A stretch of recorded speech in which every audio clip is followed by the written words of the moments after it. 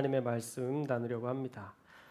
이사야서는요, 우시야 왕이 죽던 해 BC 739년부터 남유다가 망하기 100여 년 전인 BC 690년까지의 배경을 가지고 예언하고 있습니다. 그 당시의 국제 정세를 보면 북이스라엘을 망하게 한 아수르가 쇠퇴해가는 시기였지만 그래도 세력이 원체 강했던 제국이었기 때문에 무시할 수 없는 강력한 힘을 기반으로 그 위력을 떨치고 있었습니다. 아수르가 북이스라엘이라는 나라를 망하게 했죠. 남유다, 북이스라엘 두 나라가 이제 이스라엘의 나라였었는데 그만큼 강력한 나라였습니다. 그리고 이 아수르와 대적하는 나라가 있었는데 바로 애굽입니다. 애굽 역시도 4대 문명의 시작을 이룰 만큼 강력한 나라였기 때문에 그들은 애굽의 영광을 꿈꾸며 이 아수르를 물리치려는 기회만을 엿보고 있었습니다. 아수르라는 강력한 나라 그리고 다시 강국을 꿈꾸는 애굽 사이에 낀 나라들이 여럿 있었는데 그 중에 한 나라가 바로 이 이스라엘이었습니다. 남유다였죠.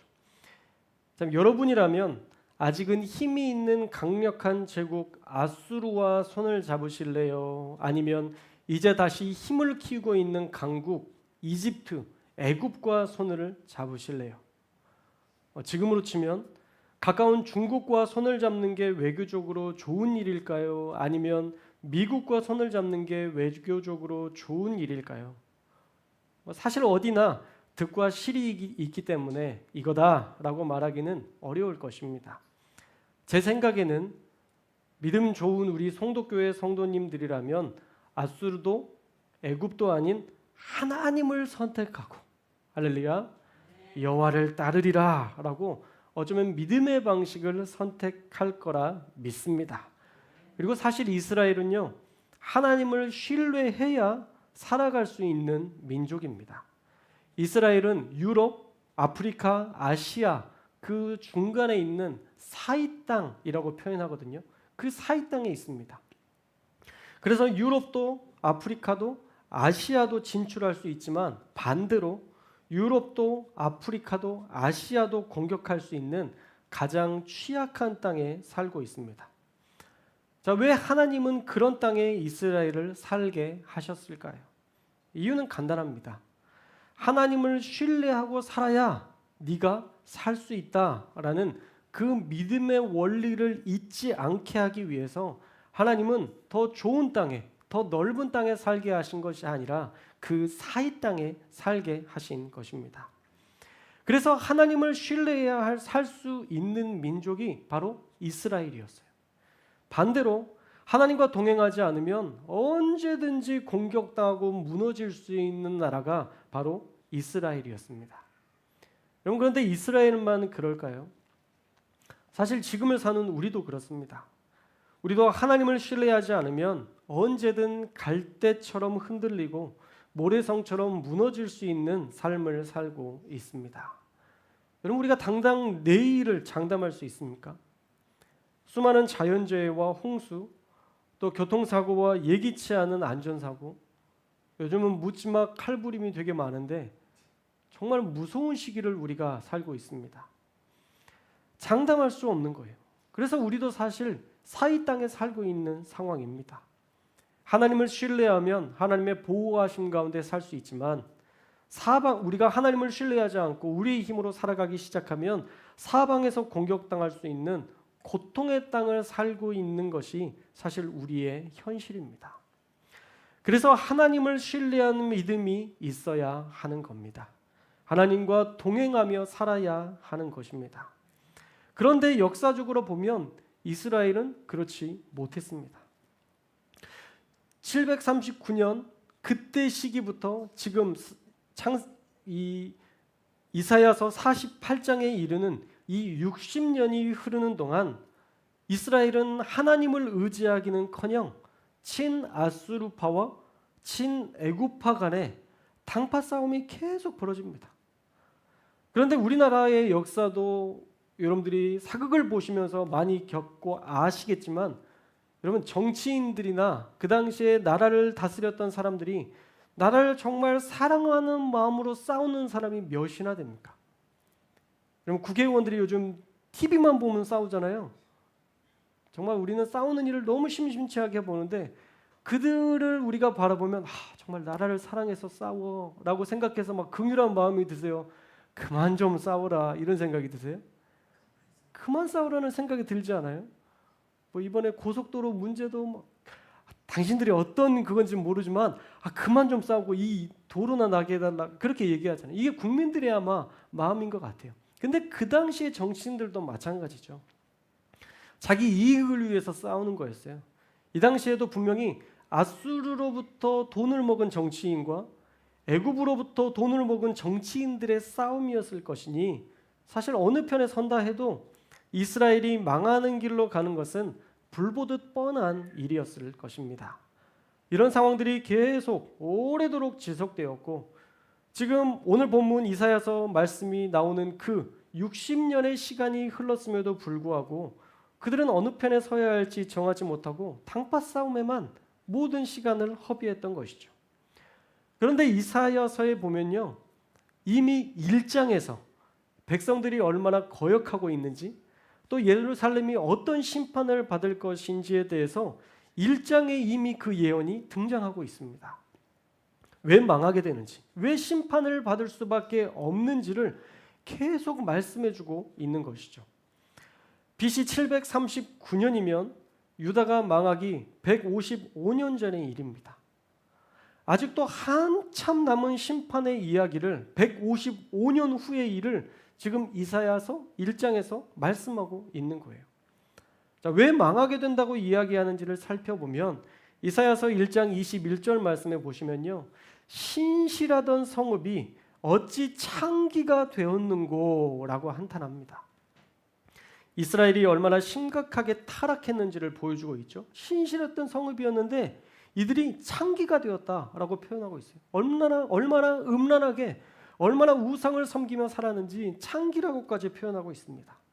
그리고 1장 23절에서는 내 고관들은 높은 정치인들이 패역하고 도둑과 짝하고 뇌물을 사랑하고 예물을 구하며 고아를 위하여 신원하지 아니하며 과부의 송사를 수리하지 않았다라고 한탄합니다. 이들이 하나님의 말씀대로 살지 않았다는 것을 분명히 하고 있죠. 이 고아와 과부를 돌보지 않고 과부의 송사를 수리하지 않았다는 말은요. 돈 있는 사람들은 뇌물을 받고 그들의 편에서 그 일들을 해주었고 돈 없고 힘없는 사람은 아무리 공의롭게 처리해달라고 요청해도 그들의 억울한 일을 듣지 않는 거예요. 그러니까 지금 우리나라에서도 계속 이야기하고 있는 무전유죄의 현장, 무전유죄의 현장, 돈이 없는 사람이 죄인으로 몰리는 이 무전유죄의 현장이 이 성경에도 고발되고 있는 것입니다. 그러니 하나님께서 이 땅을 심판하실 수밖에 없다라고 한탄하셨던 것이죠. 이사야서 1장 24절 말씀인데요. 우리 함께 읽겠습니다. 시작. 그러므로 주 만군의 여호와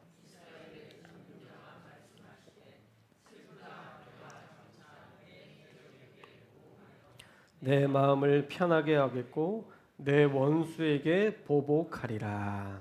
아멘. 이 말씀이 얼마나 무서운 말씀인지 아세요? 이스라엘의 전능자가 말씀하시는데 다시 한번 말씀 켜주세요. 슬프다.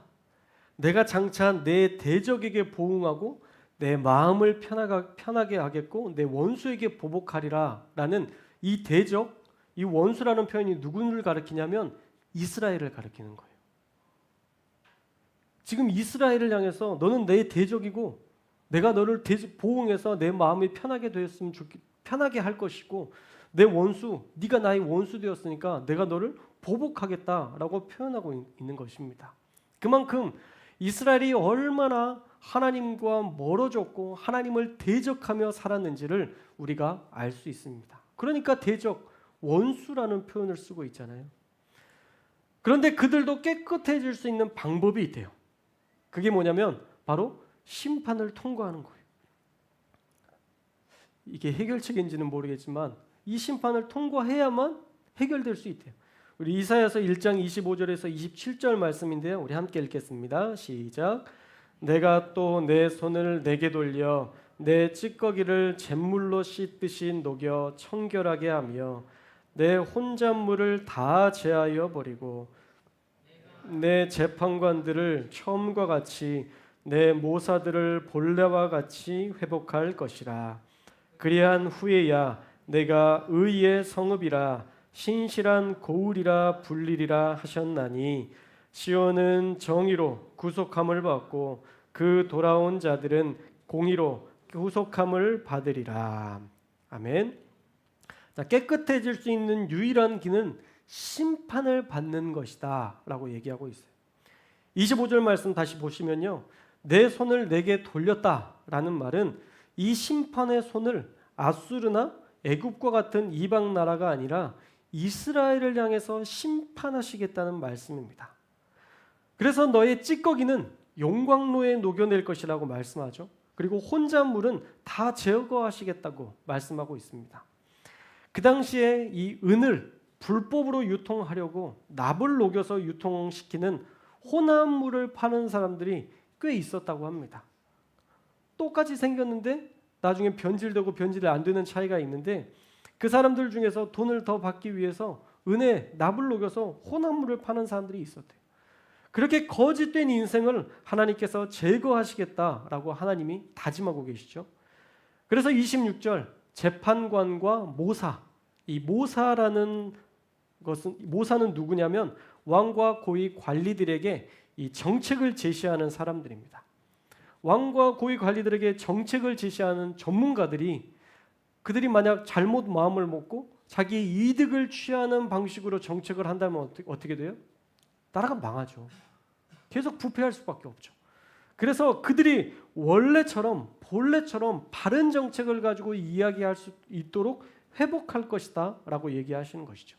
그 후에야 의의 성읍이 되고 신실한 고을로 다시 불릴 수 있게 될 것이다 라고 말씀하는 것입니다. 그때가 되어야 이스라엘이 공의와 정의로 구속함을 받을 것이다 라고 약속하고 있는 것이죠.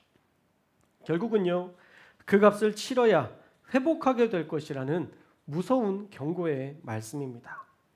그런데 이 심판은요 154년 뒤에 일어납니다. 지금 BC 740년이고 남유다의 멸망은 BC 586년이니까 정확히 154년 뒤에 심판당하는 거예요. 여러분, 왜 심판당할 것이라고 이야기했는데 이렇게 오랜 시간이 흐른 뒤에 심판당할 일을 이렇게 이야기하실까요? 여러분, 이런 이야기 듣는다면 무서우시겠어요? 여러분, 2180년에 남한은 망할 겁니다 라고 얘기한다면 여러분, 이게 와 닿으세요? 안 와닿잖아요. 내가 죽은 다음에 또 뭐 몇 번을 죽어도 지금 218년이 이 시기가 올 거라고는 생각을 할 수 없는 그런 날인데 지금 이 이야기가 그 사람들에게 와 닿겠어요? 그런데 하나님이 어느 날짜를 특정하지 않으셨다는 거죠. 망할 날짜를 특정하지 않으셨고 너 이러면 망하게 될 거야 라고 분명히 이야기하신 이후에 언제 망한다고 이야기하지는 않으셨어요.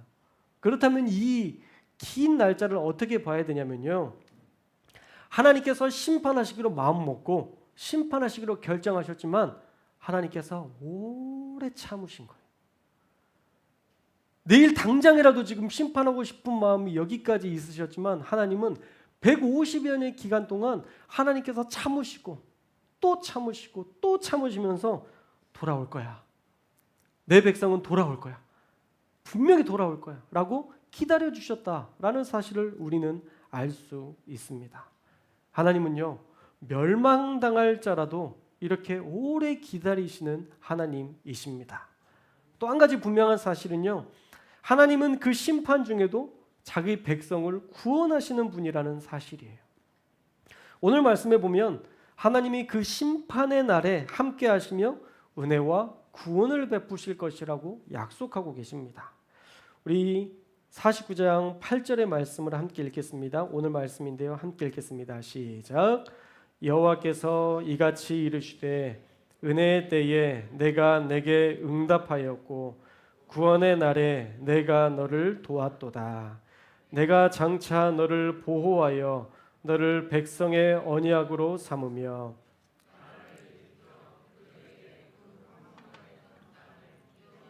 상속하게 하리라. 아멘. 자, 그 무서운 심판 중에도 하나님이 뭐라고 얘기하시나요? 도우실 거래요. 은혜의 때, 구원의 날이라는 표현이 오늘 49장 8절 말씀에 나오는데요.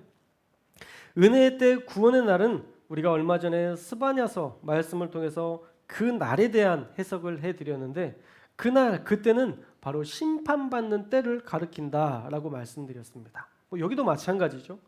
고통받는 그때, 심판받는 괴로움의 때에 하나님께서 은혜로 응답하시고 구원으로 도우실 것이라는 약속을 해주고 계시는 것입니다. 그리고 장차 보호하실 것이고 너를 백성의 언약으로 삼으며, 이 언약으로 삼는다는 말씀 무엇이냐면 너희가 받는 그 구원의 역사를 통해서 많은 사람들도 나도 저렇게 이스라엘 백성처럼 살고 싶어 라는 그 열망의 모본이 되게 하시겠다라는 말씀이에요. 여러분, 모세의 홍해 사건을 경험했던 사람은 또 한 번 바다가 갈라지고 요단 강이 갈라지는 것에 대해서 기대할 수 있습니다. 여러분 그렇잖아요. 여러분들이 모세의 기적을 경험했다고 생각해 보세요. 그래서 여러분들이 여호수아와 함께 이제 또 다른 땅을 가야 되는데 요단강이 앞에 있어요. 이 요단강을 갈라야 되는데 저번에 해봤으니까 이번에도 될 거라는 믿음이 생길까요? 안 생길까요? 생기죠. 이거 엄청 어려운 거고 사실은 불가능한 일인데 모세 때 해봤으니까 여호수아 때도 뭐 요단강 홍해 바다도 갈랐는데 이 강쯤이야 이런 생각 안 들겠어요? 그래서 실제로 모세가 했던 그 역사들을 경험했던 여호수아가 담대하게 요단강을 가르고 가나안 땅을 정복하는 역사들 속에 그런 일들이 나타나잖아요. 하나님께서 다시 그 백성을 언약으로 삼으시겠대요. 믿음의 모본이 되는 백성으로 삼으시겠다라고 약속하고 계십니다. 또 황무했던 땅을 기업으로 상속받게 하시겠다라고 약속하시죠. 자, 이미 바벨론에 의해 파괴된 땅이라고 해도 하나님은 바사의 고레스 왕을 통해서 다시 그들을 회복하게 하신 것처럼 내가 그렇게 회복시키시겠다라고 약속하고 계시는 것입니다. 그래서 여러분, 하나님을 무서운 분으로 아시는 분들이 꽤 있는데 그런 분들은 성경을 피상적으로 알고 있는 분들이에요. 그러니까 성경을 잘 모르고 안 읽고 성경 구절 하나 가지고 해석하는 분들이 대부분 그렇게 이야기합니다. 그런데 우리 교회처럼 성경을 많이 읽는 교회는 어때요? 그렇게 생각하지 않죠. 성경을 많이 읽는 여러분들은 다 아시는 내용이지만 하나님은요, 심판보다 구원을 즐겨 하시는 분이라는 것을 우리는 성경을 통해서 알고 있습니다. 그래서 아수르의 수도였던 니느웨 백성들이 회개할 때 요나가 절대 그들이 구원되지 않았으면 좋겠다고 생각하는 그 대적으로 생각했던, 우리로 따지면 일본처럼 생각했던 그 아수르 백성에게 도저히 가고 싶지 않았는데 하나님께서 그 땅 가운데 회개를 선포하라고 하셔서 요나가 어쩔 수 없이 가서 선포를 했어요. 어쩔 수 없이 가서 하면 그게 은혜가 되겠어요? 제가 여러분들에게 설교하는데 어쩔 수 없이 설교해. 오늘 주일이니까 제가 어쩔 수 없이 설교합니다. 들으실 분만 들으시기 바랍니다. 여러분, 그러면 누가 은혜 받고 누가 이 말씀이 와닿겠어요? 근데 요나가 그렇게 설교를 했어요. 하나님이 심판하신대요. 알아서 하세요. 구원되기를 원하지 않았으니까, 회개하기를 바라지 않았으니까, 망하기를 원했으니까 거기서 그렇게 이야기했는데 그들이 그 말씀을 듣고 회개하기 시작하고 금식하기 시작하고 왕까지, 고관들까지 아무도 음식을 먹지 않고 베옷을 입고 회개했습니다. 그랬더니 하나님이 그 땅을 심판하지 않고 다시 회복시켜 주셨잖아요. 여기 이방 땅도 그렇게 회복해 주셨어요. 그러니까 이스라엘이 회개한다면 얼마나 더 회개한다면 얼마나 더 받아주시고 얼마나 더 하나님께서 이뻐하시고 축복해 주시겠어요. 그런데 154년 동안 그들이 변화되지 않았다니까요. 그리고 이 아수르 니느웨 백성들이 회개한 다음에 요나가 이런 한탄을 합니다. 여러분 너무 많이 들었던 말씀인데 요나서 4장 2절 말씀이죠. 여호와께 기도하여 이르되 여호와여 내가 고국에 있을 때에 이러하겠다고 말씀하지 아니하였나이까. 그러므로 내가 빨리 다시스로 도망하였사오니 내가 하기 싫었습니다. 이 얘기예요. 주께서는 은혜로우시며 자비로우시며 노하기를 더디하시며 인애가 크시사 뜻을 돌이켜 재앙을 내리지 아니하시는 하나님이신 줄을 내가 알았음이니이다. 아멘. 요나는요, 하나님 앞에 회개하면 얼마든지 용서하실 분이라는 것을 알아서 그래서 내가 이 백성에게 가기 싫어했습니다 라고 한탄하는 거예요. 앗수르가 회개하는 걸 싫어했거든요. 그러면서 하나님에 대해서 이렇게 얘기합니다. 은혜로우시고 자비로우시고 노하기를 더디하시고 인애가 크셔서 뜻을 돌이켜 재앙을 내리지 아니하시는 하나님이십니다. 할렐루야. 여러분, 요나서뿐만 아니라요, 성경에 노하기를 더디하시는 분이라는 구절이 8번이나 등장합니다. 노하기를 더디하시는 분. 인자하심이 영원하고 후하시다라는 표현은 67번이나 등장합니다. 이처럼 성경은 하나님의 성품에 대해서 노하기를 더디하시고 인자하시고 긍휼이 많은 분으로 분명히 묘사하고 있습니다. 그 하나님은요, 지금 우리에게도 노하기를 더디하시고 긍휼이 많은 분이심을 믿습니다. 그래서 우리가 주님께 돌아가기만 하면 우리를 싸매시고 우리를 치유하시는 그런 사랑이 많으신 하나님이신 줄 믿습니다. 호세아서 6장 1절과 2절 말씀에 이렇게 얘기하고 있어요. 오라, 우리가 여호와께로 돌아가자. 여호와께서 우리를 찢으셨으나 도로 낫게 하실 것이요 우리를 치셨으나 싸매어 주실 것임이라. 여호와께서 이틀 후에 우리를 살리시며 셋째 날에 우리를 일으키시리니 우리가 그의 앞에서 살리라. 아멘. 우리가 돌아가기만 하면 하나님이 심판을 명한 그때라 할지라도 도로 낫게 하실 것이고 싸매어 주시는 너그러우신 인자가 한이 없으신 분이라고 고백하고 있어요. 그리고 호세아서 2절에서는 호세아서 6장 2절에서는 분명히 이야기합니다. 여호와께서 이틀 후에 우리를 살리시며 셋째 날에 우리를 일으키실 것이다. 하나님의 회복은 더 빠르다는 거예요. 하나님은 몇 년 동안 오랫동안 그 값을 치르게 하시지 않으시고 수많은 은혜를 부어주셔서 금방 회복시켜 주시는 하나님이시다라고 얘기하고 있어요. 그래서 우리가 할 일은 뭡니까? 6장 2절 말씀 다시 한번 보여주세요. 6장 2절 말씀처럼 우리가 그의 앞에서 살리라. 우리 따라해 봅시다. 우리가 그의 앞에서 살리라. 아멘. 우리가 하나님 앞에서 살 수 있다. 우리가 하나님 앞에 살아야 된다. 내가 그렇게 살 것이다 라고 분명히 말씀하고 있습니다. 그러니 사랑하는 여러분, 이제 우리가 회복될 수 있는 방법은, 우리의 어려움과 그 고통 중에서 우리가 다시 돌이킬 수 있는 방법은 무엇이냐면 여호와께로 돌아가는 거예요. 할렐루야. 은혜의 자리로 다시 돌아가는 것입니다. 할렐루야. 기도의 자리로 다시 돌아가는 거예요. 할렐루야. 여러분, 제발 하나님 없이 씨름하지 말고 하나님과 씨름하는 저와 여러분들 될 수 있기를 주님의 이름으로 축원합니다. 하나님과 동행하면 우리가 고통 중에도 피할 길을 얻지만 하나님과 멀어지면 우리가 싸울 씨름은 평생 고통과 씨름하는 거예요. 그러니 은혜와 구원을 베푸시는 것을 즐겨야 하시는 여호와께 돌아와야 합니다. 여러분, 의지를 가지고 하나님을 예배하고 믿음이 자라는 은혜의 자리에 저와 여러분이 나오셔야 되는 거예요.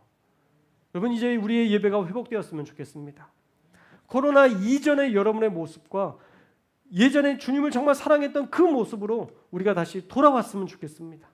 뜨뜻 미지근한 신앙 말고, 내가 하나님과 동행하는지 모르겠는지 이렇게 믿는 신앙 말고, 하나님이 나에게 말씀하시고 그 말씀대로 내 삶에 놀라운 일들이 펼쳐지고 또 그 말씀을 믿음으로 기도했더니 하나님께서 기적을 베풀어 주시는 그런 이스라엘 민족이 되어야 되지, 하나님이 있는지 없는지 모르는 이방인처럼 살아서야 되겠습니까? 사랑하는 여러분, 8월 한 달이 여러분의 믿음이 자라고 성장하는 은혜의 날이 될 수 있도록 어른이 여름 성경학교에 꼭 참석할 수 있기를 주님의 이름으로 축원합니다. 여러분, 어떤 행사에 참여해야 신앙이 자라요. 어쩔 수 없어요. 공부하는 것도 어떤 세미나가 있을 때 그 세미나 참석하면 확실히 내가 그쪽에 학문적인 그 학술적인 이론이 더 잘하고 더 성장하거든요. 마찬가지로 우리 신앙도 마찬가지예요. 여러분 성경 말씀 다 아세요? 모르시잖아요. 우리 배워야 될 게 너무 많아요. 이 성경 말씀의 내용도 배워야 되고요. 이 말씀이 주는 의미도 배워야 되고요. 이 말씀을 어떻게 실천하는지 그런 것도 배워야 되고 해야 될 게 정말 많아요. 절대 신학이라는 학문이 쉬운 학문이 아니고 신앙이라는 이 삶의 자리가 쉬운 자리가 아닙니다. 편협하게 피상적으로 신앙생활에서 하나님 사랑이 많으셔 죄 짓는 사람들이 너무 많고요. 하나님은 무서운 하나님이라는 걸 모르는 사람이 너무 많아요. 또 하나님이 너무 무서운 분이셔서 가까이 못 가는 사람들이 너무 많아요. 하나님이 오늘 말씀처럼 안아주시고 보듬어 주시는 하나님이신데 그 하나님을 모르고 그냥 자기가 아는 대로 들은 대로 그냥 한 번 들은 걸로 그대로 믿고 따라가는 사람들이 너무 많아요. 그러나 하나님은 그렇지 않아요. 하나님은 살아계신 하나님이십니다. 할렐루야. 하나님은 우리가 알고자 하면 우리를 만나주시고 더 놀랍게 일하시는 하나님이신 줄 믿습니다. 여러분들이 지금 하나님과 동행하고 하나님을 아는 게 10이라면 우리가 죽기 전에 100가지 믿음이 돼야 되지 않겠어요? 우리가 그냥 10의 믿음에서 계속 살다가 아유 10도 너무 많아 5로 줄었다가 3으로 줄였다가 여러분 우리가 그렇게 신앙생활을 했어야 되겠습니까? 우리의 믿음이 계속 자라가야 돼요. 날마다 믿음이 커져야 합니다. 그래야 더 크신 하나님을 볼 수 있어요. 여러분의 영안이 열릴 수 있기를 주님의 이름으로 축원합니다. 여러분들이 기도할 수 있는 자가 될 수 있기를 주님의 이름으로 축원합니다. 8월 한 달뿐만 아니라 여러분의 믿음이 계속 자라서 하나님께 영광 돌리고 하나님과 동행하는 사람이 되어서 여러분들이 하나님의 심판당하는 자리에 있는 것이 아니라 하나님께서 날마다 축복하시는 그 아브라함의 축복을, 이삭의 축복을, 야곱의 축복을 누리는 저와 여러분들 다 될 수 있기를 주님의 이름으로 축원합니다.